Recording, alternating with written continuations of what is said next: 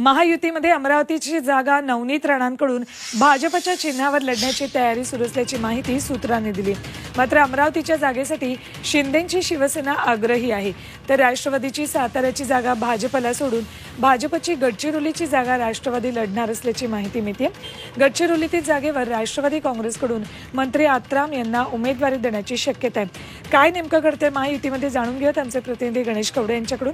गणेश, काय नेमकं जागा वाटपासंदर्भात महायुतीत सुरू आहे?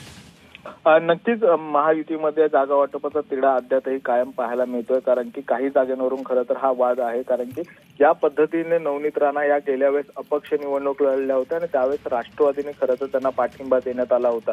मात्र यावेळेस नवनीत राणा आहे त्या भाजपमध्ये पक्षप्रवेश करून निवडणूक लढण्यासाठी तयार आहेत। मात्र शिवसेनेचे जे शिंदे गटातील अडसूळ आहेत ते देखील या ठिकाणाहून जागेवर उमेदवारी निश्चित मागत आहेत आणि त्यामुळे कुठेतरी त्यांनी देखील तयारी। अमृत नोनी आर्थो प्लस, ये एक प्रूवन फॉर्मूला है। इसमें मौजूद नोनी फल के गुण और आयुर्वेदिक जड़ी बूटियां शरीर को जरूरी पोषक तत्व देने के साथ साथ हड्डियों और जोड़ों के घिसने, उनमें होने वाले सूजन और दर्द को रोकने में मदद करता है। दर्द मुक्त जीवन के लिए अमृत नोनी आर्थो प्लस केलेली पाहायला मिळते, त्यामुळे शिंदेकडून देखील या जागेवर मागणी होताना पाहायला मिळते। तर दुसरीकडे भाजपची गडचिरोलीची जी जागा आहे ती राष्ट्रवादीकडून मागितली जात आहे आणि त्या जागेवर देखील मंत्री आत्राम यांना उतरवण्याची शक्यता आहे। आणि त्याचबरोबर ज्या आणखी काही उत्तर मुंबई असेल त्यातली जी जागा आहे ती म्हणजे गजानन कीर्तीकरची जी जागा आहे ती देखील भाजप मागते। तर दक्षिण मुंबईच्या जागेवर देखील तिढा अद्यापही सुटलेला नाही। तर पालघरची जी जागा आहे ती सध्या शिवसेनेकडे आहे आणि ती जागा भाजप घेऊ इच्छित आहे आणि त्यामुळे या महत्वाच्या 7 ते 8 जागांवरचा तिढा अद्यापही थोडक्यात अजूनही या 7 ते 8 जागांवरचा तिढा सुटलेला नाहीये।